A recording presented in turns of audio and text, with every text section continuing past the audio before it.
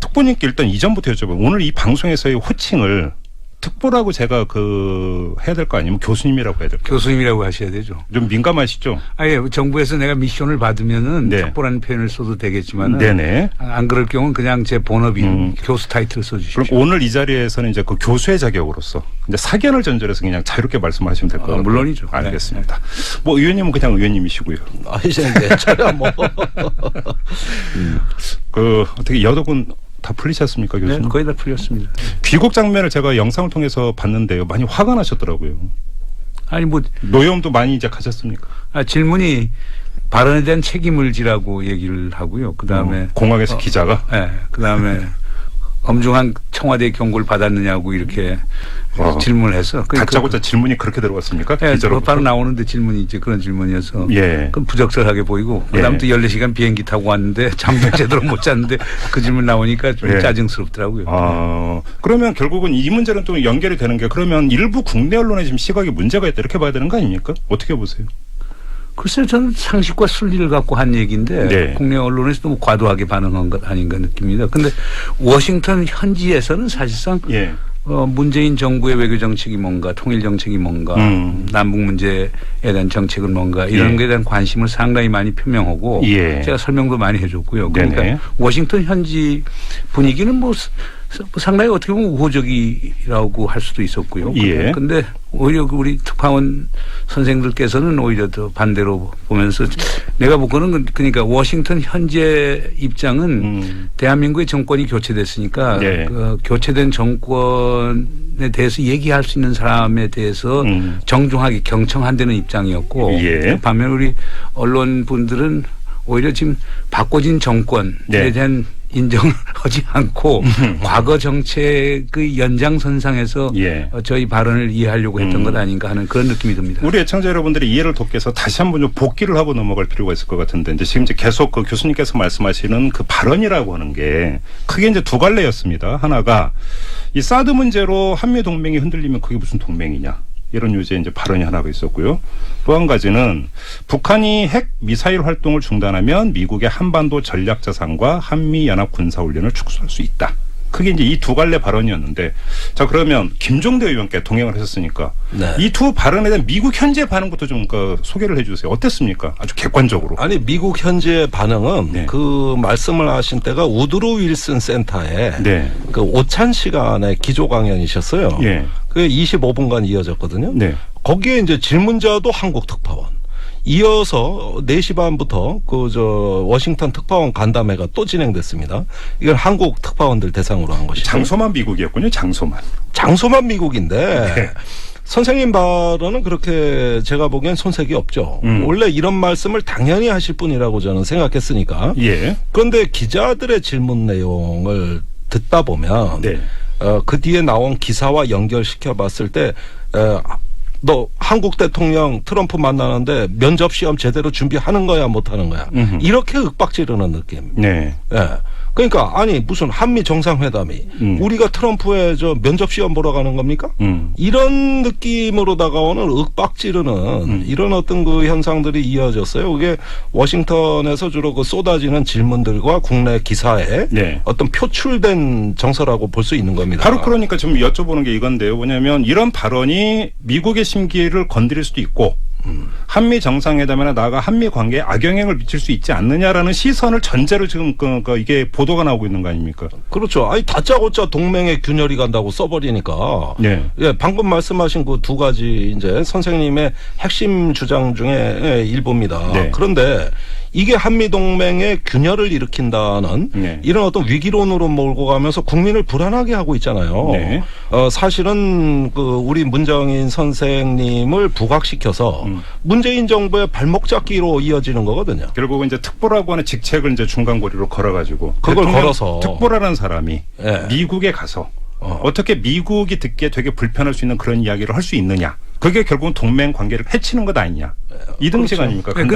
근데 분명히 제가 오찬연설에서도 예. 제가 정부를 대변하는 게 아니고 네. 제 사적 의견이라고 하는 것을 분명히 밝혔고 예. 그다음에 기자 간담회에서도 제가 이건 사적 의견이고 제 개인적 소신이라는 걸 분명히 밝혔죠. 그런데 예. 그런 걸 전부 다 거두절미하고 특보의 발언해서 문재인 정부의 발언 이렇게 해서 부각을 시켰기 때문에 제가 좀 당황스러워했고요. 예. 그다음에 그 사드 문제로 동맹이 흔들리면 그게 무슨 동맹이냐라고 한 발언은 그 전에 그 세 번째 세션에서 마이클 그린 교수하고 네. 우리 김종대 홍익표 의원들하고 그 토론이 있었어요. 네. 그때 이제 마이클 그린 교수 주장이 결국에 만약 사드가 배치 안 되면은 결국 주한미군 철수 가능성도 있고 한미동맹이 엄청나게 흔들릴 거라는 식으로 얘기를 해서 예. 저는 그때 청중석에 있었습니다만은 이건 아니다. 그래서 기자간담회에서 아니 사드 문제 그 방어적인 무기체계 하나 갖고서 동맹 전체가 흔들린다고 하면은 예. 일단 유사시 우리가 어떻게 동맹을 믿겠는가. 그건 아니다. 네. 그러니까 소위 사드와 동맹을 환치시키는 이런 주장은 수용하기 어렵다. 네. 60년 넘은 동맹이 예. 그 무기체계 하나 때문에 그렇게 깨진다라고 하면 우리 대한민국 국민이 네. 그걸 어떻게 그 동맹을 믿겠느냐 그런 뜻에서 얘기를 했던 거죠. 자, 그러면 말씀하신 김에 그러면 바로 그러니까 이어서 그럼 한미 동맹 관계 현주소를 지금 교수님께서 어떻게 진단을 하세요? 지금까지는 상당히 지난 9년 동안 예. 한미동맹이 상당히 견고해졌죠. 네. 그 과정에서 우리가 미국에 대한 의존도는 더 높아졌죠. 왜냐하면 북한의 위협이 증대됐기 때문에. 예. 그러니까 그런 시각에서 보면 지난 9년 동안의 행보를 봤을 때는 결국 한미동맹에 대한 구조적 의존도가 더 높아졌기 때문에 예. 그런 걱정을 하실 분들도 상당히 많겠죠. 그럼 물론 저는 이렇게 생각합니다. 무슨 한미동맹이라고 하는 게 상당히 우리에게 중요한 거고 한반도에 전쟁이 일어나지 않은 이유도 한미동맹 때문이라고 해도 그건 무방할 겁니다. 왜냐하면 예. 한미동맹이 엄청난 억지력을 전쟁 제공했기 억지력을. 때문에. 예. 네. 그러나 이제 문제는 영원히 이렇게 갈 것인가 하는 거에 대한 개인적인 의구심이 있죠. 그러니까 이 동맹을 넘어서 한 단계 더 나가서 지속 가능한 평화를 한반도에 가져올 수 있으면 더 좋은 것 아닌가. 그렇죠. 또 동맹이 또 그런 식으로 건설적으로 활용될 수 있는 것도 아닌가. 이런 생각을 하는 의미에서 저는 동맹을 보는데 다른 분들은 동맹을 목적 그 자체로 보고 또 생존과 무슨 우리의 번영 평화를 위한 수단으로 보는 것 같지는 않아요. 네네. 거기에서 인식론적인 차이점이 있었던 것 같습니다. 그럼 조금만 더 구체적으로 좀 풀어주세요. 그러니까 한미 동맹 관계가 조금 재정립돼야 된다고 한다면 좀 구체적으로 풀어주시면 어떤 이야기가 될까요? 가장 중요한 건 전시작전 통제권 환수죠. 예. 그러니까 그건 문재인 대통령께서 하여간 재임 중에 가급적이면 전시작전 통제권을 환수하겠다. 네. 그렇게 되면 한국군이 주력군이 되고 미국군이 지원군이 되는 거거든요. 그렇게 되면 2만 7천 명 갖고 있는 주한미군 사령관이 한미연합사를 통해서 65만 대한민국 군 전체를 작전 통제할 일은 없어지는 거거든요. 예. 그런 것들이 상당히 큰 동맹이었던 그 구조조정이라고 할 수가 있겠죠. 그러면 지금 교수님께서 조금 전에 이제 오히려 한미동맹 관계의 구조적 의존성이 더 강화되어 왔다라는 말씀부터 시작을 하셨는데 그럼 이제 길게 봐서는 그 의존성을 조금씩 이제 그 경감해가는 그러면 자주성을 강화시키는 방향으로 가야 된다 이런 견해신가요? 그 정상화죠. 그냥 정상화. 동맹 관계의 정상화라고 볼 수가 있는 거고요. 그다음에 그럴 경우 지금 기본적인 문제점이 이거예요. 지금 북한이 뭐 한반도 평화 체제 얘기하면 미국하고만 얘기하게 되는 거거든요. 그렇죠. 그 이유는 결국에 전시작전 통제권이 주한미군 사령관에 있기 때문에 한국은 미국의 완전히 괴뢰라고 그 사람들이 주장한단 말이에요. 그러니까 우리가 되찾아오면은 그다음 북한이 도발적 행동 나왔을 때 우리가 독자적 응징을 할 수 있는 그런 능력을 보인다라고 하면 북한이 자연히 우리를 보는 시각이 달라지겠죠. 한반도 평화 체제를 구축하는데도 미국하고만 얘기하는 게 아니고 한국하고 얘기해야 풀리겠구나라고 하는 인식을 가질 수 있기 때문에 그거는 뭐 단순히 동맹 관계의 정상화일 뿐은 아니고 남북 관계를 정상화하는 데도 상당히 도움이 된다고 보는 것이죠. 그런데 지금 국내 여론이 특히 보수적인 여론이 이 그 교수님의 이런 견해에 대해서 동의를 할까요? 김종대 의원은 어떻게 보세요? 예, 이 현상을 유지하는 데서는 동맹이라는 건 매우 안전한 틀 같아 보입니다. 그동안 9년간 한국의 안보는 중환자실에 있었어요. 이때 의사한테 매달릴 수밖에 없잖아요. 그러면 평생 중환자실에서만 있을 겁니까? 퇴원해서 체력을 길러 내 스스로 건강을 회복해야 되지 않겠습니까? 그러니까 병원에 누워있는 환자 같은 이런 불안해 같은 거 떠는 대한민국은 동맹에 대한 그 문정인 선생님 말씀대로 의존도가 높아지는 건 마치 환자와 의사와 관계와 유사하다. 그러나 더 나아가서 병을 고치고 건강해지는 건 우리 자신이라는 겁니다. 자, 우리가 한반도 정세를 주변 정세를 주도하면서 네. 평화로운 세상으로 가는 건 현상을 타파하는 거잖아요. 현상을 유지하는 게 아닙니다. 그런데 그렇게 되려고 보니까 우리가 정전협정의 서명국도 아니고 그래서 현재 이 한반도 안보의 당사자도 아닌데 전시 작전권까지 없어요. 네. 자, 이런 가운데서 과연 우리 운명을 우리가 스스로 개척할 수 있겠는가? 무언가 현상이 변경되는 그 시점에서는 예. 우리가 견고한 주권의 토대 위에서 한반도의 판을 리셋, 새로 짤 수 있는 당당한 민족으로 가야 될 거 아니겠습니까? 예. 이런 것들이 미래 우리 생존의 공식이라고 본다면 네. 이제야말로 우리가 한반도 안보의 당사자임을 분명히 해두고 주변 정세를 주도해보자. 이것 없이 어떻게 현상을 바꿀 수 있겠느냐. 계속 중환자실에 있을 거냐. 이런 점이죠. 그게요. 네. 동맹을 하지 말자는 게 아니에요. 네. 동맹을 정상화시키자는 거예요. 동맹을 정상화시키는데 자 그럼 북한의 위협은 지금 현존하는 거란 말이에요. 그렇죠. 북한 위협을 다루기 위해서는 어떻게 해야 되냐. 북한에서 오는 위협을 우리가 분석을 한번 해보죠. 하나는 비대칭 위협해서 특히 대량살상 무기 포함한 핵 위협이 있어요. 그렇죠. 다른 하나는 이제 재래식 위협이 있어요. 네네. 그러면 재래식 위협은 최소한 우리가 독자적으로 한미동맹의 틀 안에서 그러나 우리가 주도적으로 다뤄나가자. 네. 그러나 우리가 갖지 못한 비대칭 전력 즉 대량살상 무기 같은 경우는 미국과 동맹의 틀 안에서 의존을 하죠. 예, 예. 그리고 확대 억지 그리고 해구산의 공여라고 하는 걸 통해서 네. 해나간다는 거거든요. 그러면 미국은 우리가 갖지 못하는 대량살상 무기 그다음에 뭐 정보 정찰 감시 능력 그리고 해군과 공군의 부분 전력 같은 걸 지원하는 게 필요할 수 있겠죠. 예, 예. 그러나 다른 부분에 있어서는 우리가 주도권을 잡고 주력군이 되는 것. 네. 그리고 점차 해공군력도 강화시켜 나가고 정보 정찰 감시 자산도 강화시켜 나간다면은 오히려 한미동맹이 보완적 관계에서 더 발전해 나갈 수가 있죠. 그러면서 우리가 주도적 역할을 할 수 있기 때문에 남북한 관계에 있어서 새로운 어떤 변곡점을 만드는데도 우리가 주도적 역할을 할 수 있게 되는 거거든요. 그래서 이걸 좀 긍정적으로 생각해야 될 것 같고요. 그다음에 이런 것을 시비를 나누는 네. 이것 아니면 저것 이런 식의 어떤 이분론적인 발상은 그렇게 바람직한 게 아니라고 생각됩니다. 자, 그러면 이전부터 한번 여쭤보고 다음 질문으로 넘어가는데 그 교수님께서 이제 그 귀국길에 공항에서 맞닥뜨린 기자들의 아주 그 도발적이고 공격적인 질문. 결국 그거에는 기자 개인의 시선뿐만 아니라 한미 동맹을 절대화하고 목적시화하는 어떤 그런 시선이 결국 투영이 된 거 이렇게도 읽을 수 있는 것 아니겠습니까? 그러면 우리나라의 어떤 여론 시장, 여론 환경에서 한미동맹을 절대화하는 시각도 아주 너무나 두텁다. 과연 돌파할 수 있겠느냐라고 하는 현실적이고 정치적인 궁금증이 생기거든요. 가능하다고 보세요? 돌파할 수 저는 있다고 가능하다고 봐요. 우리가 이거 열린 사회입니다. 네. 토론을 통해서. 결국에 서로가 서로에 대해서 이해를 도모하고 동맹을 하는데도 꼭 미국하고 주종관계적인 게 아니고 우리가 주도적 역할을 할 수 있거나 이런 것을 이해하게 되면 뭐 보수적인 분들은 동참할 거라고 보는데요. 예. 저는 그러니까 이 문제를 갖고 서로가 서로에 대해서 담을 쌓기 때문에 생기는 문제고 그것이 이념 논쟁화됐기 때문에 생기는 문제인지 그렇죠. 그냥 현실을 있는 그대로 보고 상식과 순리에 따라서 이 동맹을 어떻게 재조정해 나가지 어떻게 하면 미국과 한국의 윈윈의 결과를 가져오지 이런 식의 공론화가 되어 토론을 한다면 얼마든지 가능하리라고 보는데요. 바로 이제 동맹, 그러니까 조금 전에 교수님께서 정상화라고는 표현을 쓰셨는데 이런 이야기가 나오면 무슨 종북 좌파의 이념적인 어떤 뭐 공세 내지 주장으로 받아들이는 사회 분위기가 일각에 있으니까. 그래서 제가 한 말씀 드리면 스스로 자기 운명을 개척할지 모르는 나라를 진정성 있게 도와주는 동맹은 존재하지 않습니다.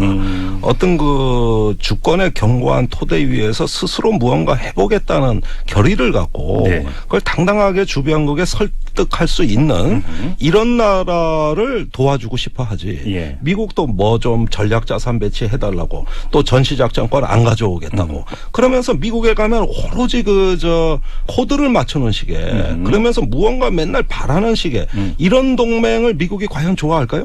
그리고 그런 동맹에 대해서 마치 시혜를 베푸고 우리는 은전을 베푸는 그런 어떤 그 대상이 돼버린 식의 이런 동맹이 돼가지고 우리가 그렇게 안전에 과연 도움을 받았습니까? 결국은 그거는 국격의 추락이고 네. 품격이 없는 나라의 어떤 그 이미지지 그걸 동맹이라고 믿는다면 이건 대단히 왜곡된 거라고. 그러니까 지금 트럼프 행정부 같은 경우는요, 기본적으로 그런 과거와 같은 일방적 시해 동맹은 안 하겠다는 거거든요. 호해 동맹을 하겠다는 거예요. 그건 어떤 뜻입니까? 시해 동맹이라는 건 미국이 우리에게 일방적으로 베풀고 우리는 무임승차하는 이런 동맹.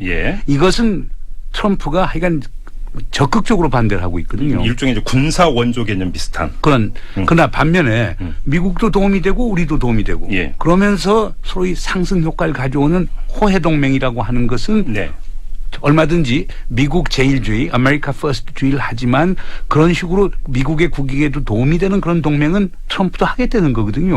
그러니까 트럼프가 우리에게 그런 압박을 가하기 전에 우리 스스로가 그렇게 조정을 하면서 트럼프 행정부하고 같이 갈 수 있는 그런 길을 미리 마련하는 게 상당히 바람직하다는 거죠. 알겠습니다. 관련해서 바로 이제 현안으로 이야기가 좀 들어가야 될 것 같은데 조금 전에 교수님께서 어떤 그 동맹의 재정립을 이야기하면서 어떤 재래식 군사 대비에 있어서 어떤 자주 국방력을 강조를 하면서 또 한 가지는 대량 살상 무기에 있어서 어떤 미국과의 공조라든지 이런 것들을 강조를 하셨는데요. 그러면 아마 이런 이야기가 바로 따라 나올 것 같습니다. 사드 이야기인데 사드가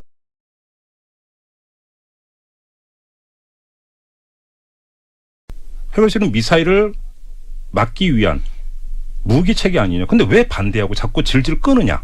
이런 주장이 나오지 않겠습니까? 그럼 교수님께서 선상한다 본다면 오히려 사드 배치를 적극적으로 추진하고 빨리 가야 되는 것 아니냐. 이런 논리로도 연결이 될 수가 있거든요. 세상은 그렇게 단순하지가 않죠. 그러니까 기본적으로 그 과거와 같은 안보 지상주의적 패러다임이 지배적일 때는 그게 가능하겠지만은 지금같이 아주 상호전적 복합 사회에서는 그게 어려워지죠. 왜냐하면 우리 대통령 입장에서도 그렇지 않습니까? 한편에서는 사드가 있어서 이북이 쏘는 미사일을 요격할 수 있어서 우리의 안보를 지킬 수 있다. 그것도 한 편수죠. 또 다른 한 편수는 지금 현 정부가 어떻게 탄생됐습니까? 촛불의 힘에 의해서 탄생된 정부는 아닙니다. 피플 파워에 기초한 정부이기 때문에 결국에 법의 지배 문제, 민주주의의 문제, 법 절차, 그렇죠. 절차적 정당성의 문제 이런 것도 봐야 되고 아무튼 간에 또 중국이 사드 문제로 우리에 대해서 직간접적인 제재를 가해오고 있고 이것이 민생 경제에 미치는 영향은 상당히 크단 말입니다. 그러면 대한민국 대통령 소위 민주공화국의 대통령의 입장에서는 안보 변수도 보고 민주주의와 절차적 정당성의 문제도 보고 민생 경제에 미치는 것도 보고 이런 것을 총괄해서 보면서 거기서 종합 판단을 내리는 게 대통령이 하는 일이란 말이에요. 어느 한 면만 볼 수 있는 건 아니거든요. 그렇죠. 지금 대통령께서 강조하는 건 민주주의와 절차적 정당성 문제를 강조하는데 만약 중국의 압박이 더 커지면서 민생 경제에 대한 피해가 10조, 20조, 30조씩 넘어간다. 그럼 대통령이 또 그건 가만히 있을 수 있겠습니까? 그렇기 때문에 대통령의 정책이라고 하는 것은 선택의 문제입니다. 어떤 선택이냐. 여러 경합하는 국익의 가치들이 있는데 이걸 견주고 손익계산을 따져서 이게 국민들에게 가장 바람직한 결과를 가져올 것이다라고 하는 선택을 하는 게 대통령의 역할이란 말이에요. 그런 점에서도 사드를 너무나 단선적으로 볼 수가 없다는 겁니다. 그 이유는 최근에 국가안보라고 하는 것은 단순한 군사안보가 전체가 아니거든요. 포괄안보 개념에 의해서 군사안보도 있지만 경제안보, 생태안보, 사회안보 다양한 것들이 있기 때문에 이런 걸 고려하면서 정책을 해야 된다는 그런 주문입니다. 알겠습니다. 교수님께서 미국에 가셔서 바로 그 국내 법 절차를 강조하는 봄, 여름, 가을, 겨울을 지나갈 수도 있다. 이런 유죄의 그 발언을 하셨단 말이죠. 이런 말씀에 대해서 미국의 정치인이나 정책 당국자의 반응 혹시 체크해 보셨습니까? 다 이해해요. 이해합니까? 물론 다 이해하고 그건 아주 이해하는데 이제 몇몇 아주 소위 그 보수적인 인사들 마이클 그린이 그 보수적인 대표적인 인사인데 이제 마이클 그린 교수 같은 경우는 환경영향평가법에 보면은 국방장관이 비밀을 요하는 군사시설의 경우에는 사실상 환경영향평가를 면제할 수 있다라고 하는 그 규정이 있는데 왜 한국 정부가 그걸 적용하지 않느냐 이런 얘기를 했었죠. 그런데 그건 우리 김종대 의원께서 아주 통쾌하게 답변을 했죠. 반박 바로 들어가셨습니까? 바로 반박 들어갔죠. 그건 토론이 아니라 거의 싸움이었어요. 어떻게 써오셨어요? 아니 그래서 그거는 이미 저 국방장관이 지난 정부에 주민들에게 대한 약속이었다. 네. 예. 그런데 몰래 들어오고 뭐 저기 대충 처리하는 거는 비공개로 한다는 얘기인데 이미 공개다 하고 그 어떤 주민들하고 그런 절차를 다 겪었는데 이제 와서 없었던 일로 한다? 이건 미국에서도 불가능한 일이다는 거고요. 제가 한 가지 말씀드릴게요. 지지난주에 네. 그 신임 국방부 차관 서주석 차관이 이제 부임 인사를 왔습니다. 그래서 사드 때문에 아주 골치 아파하면서 어떻게 해결했으면 좋겠느냐 그래서 제가 그 얘기를 했어요. 먼저 성주 소성리 주민들에게 가서 사과하고 위로부터 하는 것부터 시작하십시오. 오늘 내려가지고. 예. 왜 그러냐. 지난 정부와 다르다는 걸 보여주셔야 됩니다.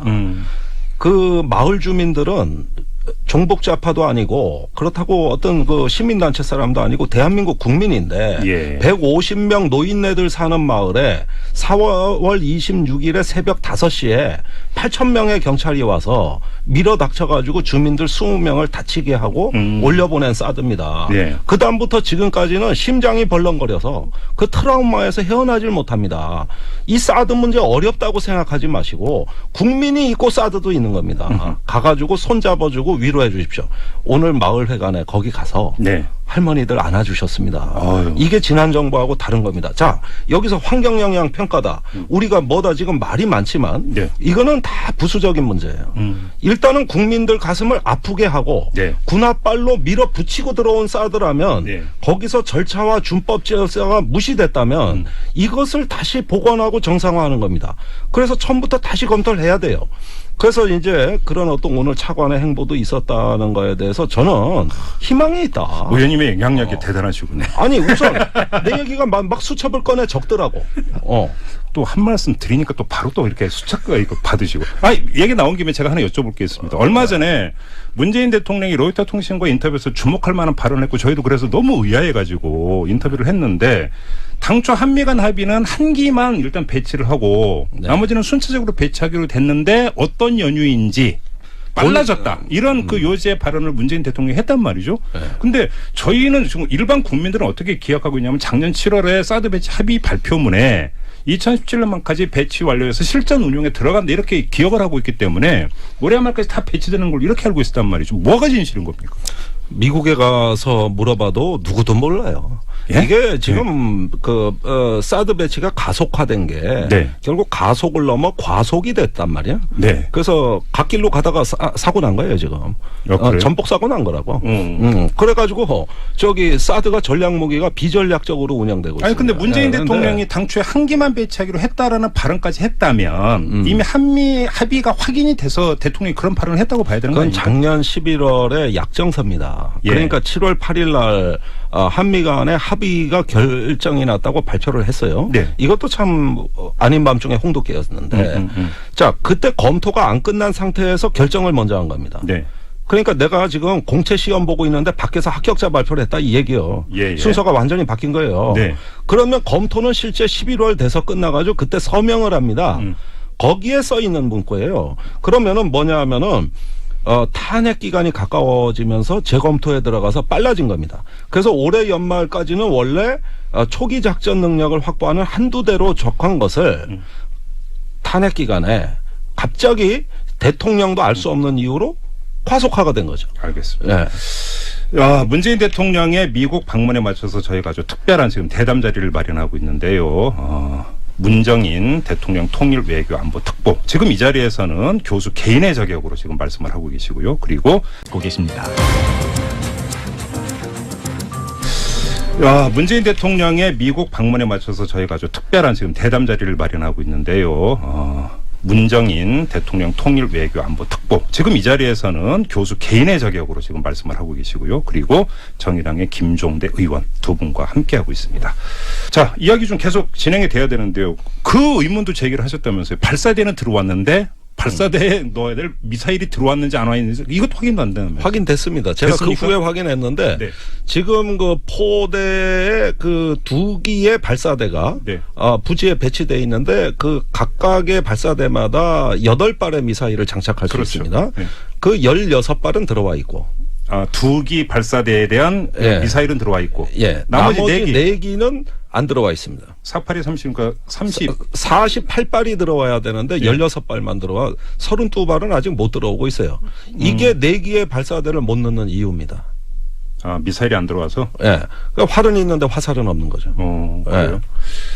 복잡하네요, 사대는. 그러니까 일개 포대 배치할 준비도 안 돼 있었던 거예요. 그러니까 그래서 가속을 넘어서 과속으로 갔다. 그렇죠. 그러면 저 4기는 원래 올해 안으로 들어올 이유가 없는 겁니다. 무장이 돼야 들어오는 거거든요. 그런데 지금 장전을 할 수가 없어요. 그래서 많아야 한두 기였어요. 네. 이걸 올해 안으로 IOC라고 초기 작전 능력에 해당되는 그걸 확보하고 나중에 이제 4기가 내년부터 들어와 가지고 최종 작전 능력을 확보하는 것으로 원래 합의가 된 걸로 보입니다. 알겠습니다. 교수님, 그러면 이제 그 한미 정상회담이 열리지 않습니까? 정상회담 의제에 사드가 올라갈 가능성 어떻게 전망하세요? 배제는 못하겠죠. 그래요? 그러니까 제가 볼 때는 뭐 한미 정상회담에서 지금 제일 중요한 건 우선 한미 동맹을 강화시킨다라고 하는 게 아마 강조가 될 것이고요. 예. 그다음 두 번째로는 북한 핵 문제에 대해서 한미 간의 어떤 그 인식의 공유를 하고 또 어떻게 역할 분담을 하면서 공조해 나가느냐는 게 상당히 중요한 변수가 될 것 같고요. 세 번째로는 하여간 우리 문재인 대통령이 강조하는 한반도와 동북아의 평화 체제 구축하는데 어떻게 한국이 주도적 역할을 할 수 있는가 이런 것들이 주 의제가 될 것 같고요. 그다음에 거기에서 사드 같은 경우는 하나의 그의 부수적 변수로서 얘기되는데 뭐 그것도 제가 볼 때는 뭐 문재인 대통령 분명히 소위 기존 배치된 거는 계속 이행한다라고 하는 걸 재확약, 영어로 reassurance라는 표현을 썼죠. 그렇게 했기 때문에 뭐 그거에 대해서는 충분히 뭐 트럼프 대통령도 이해가 될 거고 사드 때문에 무슨 정상회담 판이 깨질 거라고 저는 생각하지는 않습니다. 알겠습니다. 자, 그러면 그 한미 정상회담에 대해서 이렇게 뭐 비관적으로 전망하는 건 아니다 이렇게 뭐. 전 지금 우선 제가 볼 때는요, 우리 대통령이나 그다음 트럼프 대통령이나 정상회담을 일단 하면은 그게 성공적이 되기를 원하죠. 만약 그 정상회담이 실망스럽고 불만족스럽다라고 하면은 그 두 정상의 정치적 지지도에도 영향을 미치기 때문에 일단 정상회담을 하기로 했었을 때는 양국 관련자들은 그 정상회담을 성공적으로 만들기 위해서 엄청 많은 노력을 할 겁니다. 그렇기 때문에 저는 이번 정상회담은 상당히 그런 점에서 낙관적으로 봅니다. 물론 거기에서 이제 부분에 있어서는 이견의 차이가 있을 수도 있겠지만 그러나 그런 이견의 차이가 정상회담의 전체의 분위기를 깰 거라고 저는 보지는 않습니다. 그러면 전작권 환수 문제도 좀 이번에 이야기되면서 애당초 박근혜 정부에서 그 돌렸던 것들을 다시 속도를 빨리 할 수 있는 가능성 이건 어떻게 보세요? 그거는 제가 볼 때는 뭐 정상 간에서도 원론적인 건 다룰 수는 있겠지만 그건 한미 국방장관 회담인 SCM에서 거기서 구체적으로 다뤄가는 게 더 바람직하다고 봅니다. 북한 접근법에 대해서는요? 북한 접근법에 대해서는 뭐 하여간 트럼프 대통령도 최대의 압박과 관여라고 하는 걸 지금 제시하고 있고 우리 대통령도 제재와 관여를 제시하고 있기 때문에 합의점을 찾을 수 있다고 보는데 우리 대통령께서 주도적 역할을 하겠다라고 항상 강조해 오셨기 때문에 그러니까 아마 우리 대통령은 대화에 방점을 더 둘 수 있고 미국 대통령께서는 제재에 방점을 둘 수 있는데 거기에서도 어떤 역할 분담 같은 게 있을 수 있지 않을까 저는 이렇게 생각이 됩니다. 아마 그러니까 그 주변 국가의 관계 이런 것들을 완전히 떠날 수는 없겠지만 그런 것들을 그 넘어서서 남북 간의 대화라고 할까요? 협상이라고 할까요? 그러니까 주도적으로 우리 정부가 먼저 추진에 들어가는 이런 거에 대해서 미국이 양해를 구하고 또 해 들어갈 수 있는 여지가 충분히 있다고 보세요? 저는 있다고 봅니다. 그래요? 왜냐하면 기본적으로 북한하고 대화하는데 뭐 국제 제재가 있는 건 아니거든요. 유엔 안보리 결의안에도 보면은 대화하지 말라는 얘기가 없으니까요. 그다음 미국 정부도 미국 정부 입장에서는 가급적이면 한국이 북한하고 대화하는데 미국하고 사전에 충분히 협의하기를 원하는 건 분명히 있습니다만. 그러면 얼마 전에 미국 의원단이 우리 국내에 들어와서 어떤 이야기를 했냐면 개성공단 재개 문제에 대해서 유엔 안보리 결의안 위반일 수 있다. 이런 식의 뭐 경고성 발언까지 하고도 간 적이 있지 않습니까? 이거 어떻게 받아들여야 되는 거예요? 그러니까 그것도 이제 우리가 아마 통일부에서 지금 연구를 하고 있는 걸로 알고 있습니다. 과거에서는 그러니까 유엔 안보리 제재 결의안 2270이나 2322를 보게 되면은 그 안에서도 결국에 소위 북한하고 교류와 협력을 할 수 있는 부분이 있거든요. 가령 270 45조 같은 경우는 민생경제와 관련된 것은 일반적인 교류를 허용하도록 돼 있기 때문에 대북 제재와는 상관없이. 그러니까 지금 중국이 북한하고 계속 지금 경제하는 게 그 270 45조에 기초해서 지금 하고 있는 거거든요. 그러니까 제가 볼 때는 우리 정부가 마음만 먹으면은 결국 그 기존 제재 틀 안에서도 북한하고 그렇게 대화하고 교류하고 협력할 수 있는 공간이 있는 것 아닌가 저는 이렇게 봐지고 아마 그런 점에서 우리 대통령께서 트럼프 대통령에 대해서 네. 양해를 구할 수도 있겠죠. 아 그래요? 네. 근데 또 그러니까 미국과의 관계에서도 있지만 국내적으로도 북한이 아무것도 변한 게 없고 내놓은 게 없는데 오이사 조치 우리가 스스로 해제하고 먼저 이렇게 들어가는 것 자체가 문제 있는 거 아니에요? 또 이렇게 방어막 치고 나올 가능성이 있지 않습니까? 국내 보수 세력들이. 물론이죠. 근데 예. 그렇기 때문에 예. 지난 6.15 17주년 그 행사에서 문재인 대통령도 얘기를 하셨지만은 북한이 더 이상 추가 도발을 하지 않고 그러니까 협력적 자세를 보인다라고 하면은 북한하고 대화를 할 수 있다라고 하는 것을 분명히 보였는데 지금 북한이 그걸 계속 그런 자세를 보이겠느냐가 이제 관건이긴 하지만은 제가 볼 때는 하여간 이번 정상회담 끝나고 나면은 대통령께서 어떤 그림을 마련할 것 아닌가 이렇게 생각이 됩니다. 우리 통일부가 민간단체 방북 그러니까 승인까지 했는데 북한이 거부하고 이런 그렇죠. 이건 어떻게 봐야 되니까 북한이 지금 그러니까 속칭 간복이 하고 있다 이렇게 봐야 되는 겁니까? 어떻게 봐야 되는 겁니까? 그런 식으로 더 큰 걸 바라고 있는지 모르죠. 더 큰 거라고 하면 뭘까요? 그러니까 뭐 개성공단 뭐 금강산 같은 걸 재개하고 뭐 지금 한미연합 군사훈련을 중단하고 이런 식으로 지금 북이 원하는 쇼핑 리스트가 상당히 많은데 그걸 과감하게 우리 대통령께서 수용을 해줬으면 좋겠다라고 하는 걸 우회적으로 표현하는 건데 북한도 그거는 좀 정신 차려야 되지 않을까 생각이 됩니다. 자기들도 할 걸 하고 그다음 과욕이다 북한에서. 뭐 그렇게 볼 수가 있겠죠. 여기서 팩트 확인 하나 좀 들어갈 게 있는데 오늘 보도 나온 거 보셨죠, 교수님? 지난주 금요일에 혹시 그 문재인 대통령과 저녁을 함께 하신 적이 있으신지? 금요일은 아니고요. 아, 금요일은 아니었습니까? 네. 그래서 그 자리에서 임동원 전 장관이나 이 정세현 전 장관을 내용상의 특사로 이렇게 북한에 보내서 관계를 좀 개선하는 어떤 돌파구를 열어야 되지 않는가라고 하는 제안을 하셨다는 보도가 있었습니다. 그건 사실과 다르고요. 그런 얘기 하신 적이 없습니까? 또 대통령하고 대화한 걸 또 이렇게 공개하는 건 또 있을 수 없는 일이고요. 그러니까 제가 아는 한 그 보도는 사실이 아닙니다. 아닙니까? 네. 그러면 그 질문을 조금 바꾸겠습니다. 그럼 필요성은 좀 있는 거 아닙니까, 교수님? 그래서 이 팩트 말고 이제 의견으로. 글쎄 그것도 좀 생각을 해봐야 되겠네요. 유도 신문을 잘하셔서 워낙 언론에 의한 뭐 집단 폭행 비슷한 이런 상황을 겪어가지고 제가 이제 우리 문정인 선생님을 모시고 갔다 왔는데 사실 또 국내 석학이시고 제가 또 배울 게 많아가지고 저는 기대가 굉장히 컸어요. 그런 만큼 같이 다니는 시간이 정말 의미가 있었는데 이 지금 언론에서 이야기하는 이 남북 관계에 대한 어떤 윽박지르기 그러면서 그 어떤 집단 폭행식으로 표적을 갖다가 난타하는 식의 이러한 어떤 그 서슬퍼런 전국에서 남북 대화 한미 동맹의 그 미묘한 균형을 맞추기라는 건 정권으로서도 대단히 어렵습니다. 제가 보기에도 확 내지르고 싶겠죠. 저는 야당이니까 그렇게 해요. 그러나 아마 정부에서 이 집권 초기 정국을 관리하는데 가장 난제 중에 난제가 아닐까. 그 점은 이해를 해야 될 것 같습니다. 그렇죠. 말 그대로 돌다리도 두들겨 보면서 건너가야 되는 그 문제가 아닐까 싶은 생각이 좀 드는데요. 그렇기 때문에 특히나 이번 한미 정상회담에 쏠리는 국민적 시선이 상당히 뜨겁고 또 되게 집중이 될 것 같은데 좀 이렇게 좀 정리를 해서 좀 그 질문을 드리겠습니다. 국민들이 지켜보는 포인트 이거를 위해서 좀 봐라. 이렇게 만약에 조언을 주신다면 교수님 한미 정상회담 뭐를 봐야 되는 겁니까? 그러니까 지금 현 정부의 가장 큰 고민은 이거거든요. 과거 정부가 대북 제재와 압박을 강화시켜 나가는 과정에 있어서 우리가 주도권을 상실하고 사실상 미국이나 유엔에다가 외주를 준 셈이 됐거든요. 그래서 나온 말이 코리아 패싱이라는 말이 나왔는데 아마 우리 대통령께서는 그 코리아 패싱은 정말 극복해야 되겠다. 우리가 좀 주도적 역할을 할 수 있는 공간을 마련해야 되겠다. 이런 건 분명히 있으신 것 같아요. 그래서 이번 정상회담에서도 아마 거기에 주안점을 두셔서 트럼프 대통령하고 얘기를 할 것 아닌가 생각이 되어집니다. 우리 입장은 충분히 트럼프 대통령한테 전달을 할 것이다. 라고 하는 거고요. 물론이죠. 그리고 많은 국민적 시선이 이런 게 있어요. 트럼프 미국 대통령을 바라보는 불안한 시선이 좀 있지 않습니까? 국내적으로. 이걸 어떻게 그러면 정리해서 이야기를 해야 될까요?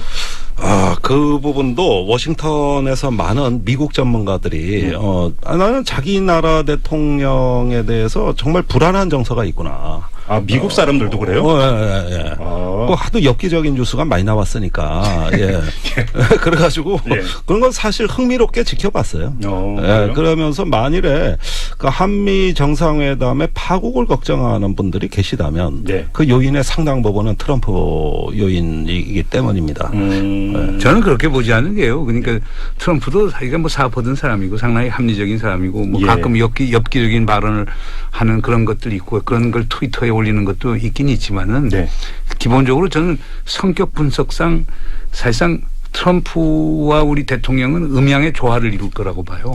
또 그건 무슨 말씀이세요? 왜냐하면 그 트럼프 대통령의 패턴이 보면은 시진핑 주석 같은 걸 보세요. 상당히 신중하고 진지하고 이렇게 얘기하니까 그게 더 먹히는 거예요. 되게 좋아하던데요. 뉴스만 놓고 보면 트럼프가. 지금도 시진핑 주석을 자기가 상당히 가까운 친구라고 생각하거든요.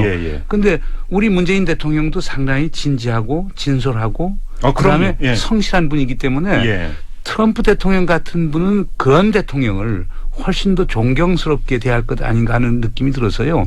하나의 정말 음양이 조화가 이루어지면서 이번 정상회담이 잘 될 것 아닌가 하는 그런 느낌도 듭니다. 그런 점에서 음양의 조화? 그래서 뭐 태음인과 소양인의 만남이겠죠. 근데 우리 문재인 대통령도 이 악력이 좀 세셔야 되는데 악수할 때 힘을 팍 줘야 되는 거 아닙니까? 특전사 출신은. 그런가?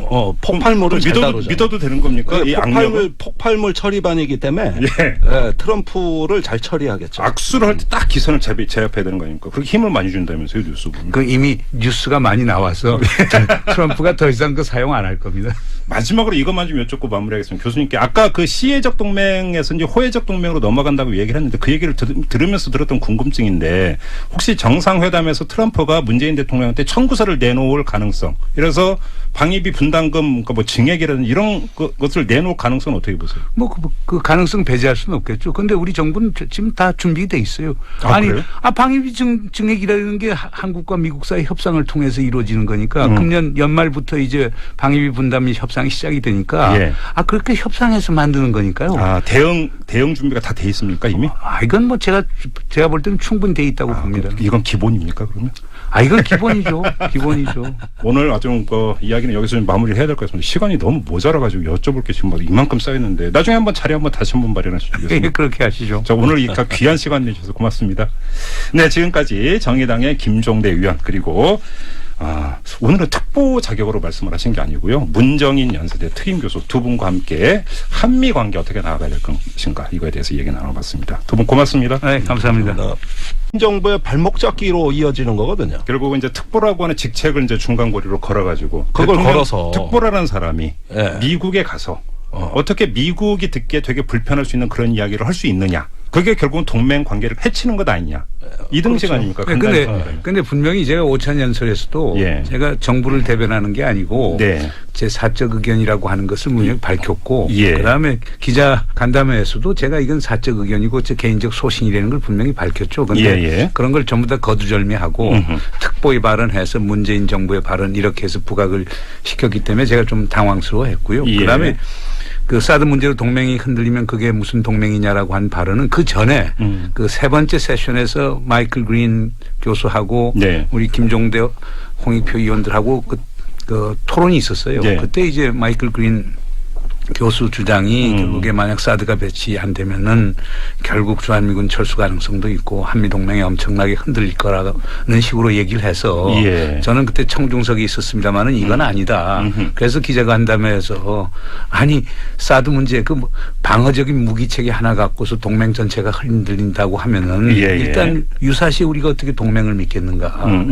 그건 아니다. 그러니까 소위 사드와 동맹을 환치시키는 이런 주장은 수용하기 어렵다. 60년 넘은 동맹이 그 무기체계 하나 때문에 그렇게 깨진다라고 하면 우리 대한민국 국민이 그걸 어떻게 그 동맹을 믿겠느냐 그런 뜻에서 얘기를 했던 거죠. 자, 그러면 말씀하신 김에 그러면 바로 이어서 그럼 한미 동맹 관계 현주소를 지금 교수님께서 어떻게 진단을 하세요? 지금까지는 상당히 지난 9년 동안 한미동맹이 상당히 견고해졌죠. 그 과정에서 우리가 미국에 대한 의존도는 더 높아졌죠. 왜냐하면 북한의 위협이 좀 증대됐기 때문에. 예. 그러니까 그런 시각에서 보면 지난 9년 동안의 행보를 봤을 때는 결국 한미동맹에 대한 구조적 의존도가 더 높아졌기 때문에 예. 그런 걱정을 하실 분들도 상당히 많겠죠. 그럼 물론 저는 이렇게 생각합니다. 무슨 한미동맹이라고 하는 게 상당히 우리에게 중요한 거고 한반도에 전쟁이 일어나지 않은 이유도 한미동맹 때문이라고. 특보님께 일단 이전부터 여쭤봐요. 오늘 이 방송에서의 호칭을 특보라고 제가 해야 될 거 아니면 교수님이라고 해야 될까요? 교수님이라고 하셔야 되죠. 좀 민감하시죠? 아예 정부에서 내가 미션을 받으면은 네. 특보라는 표현을 써도 되겠지만은 네네. 안 그럴 경우는 그냥 제 본업인 교수 타이틀을 써주십시오. 그럼 오늘 이 자리에서는 이제 그 교수의 자격으로서 이제 사견을 전제로 해서 그냥 자유롭게 말씀하시면 될 것 같아요. 물론이죠. 알겠습니다. 뭐 의원님은 그냥 의원님이시고요. 이제 저야 뭐. 어떻게 여덕은 다 풀리셨습니까, 교수님? 네, 거의 다 풀렸습니다. 귀국 장면을 제가 영상을 통해서 봤는데요. 많이 화가 나셨더라고요. 아니 뭐 노여움도 많이 이제 가셨습니까? 질문이 발언에 대한 책임을 지라고 얘기를 하고요. 그 다음에 공항에서 기자가. 네, 그 다음에 엄중한 청와대 경고를 받았느냐고 이렇게 질문을 해서. 다짜고짜 질문이 그렇게 들어갔습니까? 네, 바로 나오는데 질문이 이제 그런 질문이어서. 예. 그럼 부적절하게 보이고. 그 다음에 또 14시간 비행기 타고 왔는데 잠도 제대로 못 잤는데 그 질문 나오니까 좀 짜증스럽더라고요. 그러면 결국은 이 문제는 또 연결이 되는 게 그러면 일부 국내 언론에 지금 시각이 문제가 있다 이렇게 봐야 되는 거 아닙니까? 어떻게 보세요?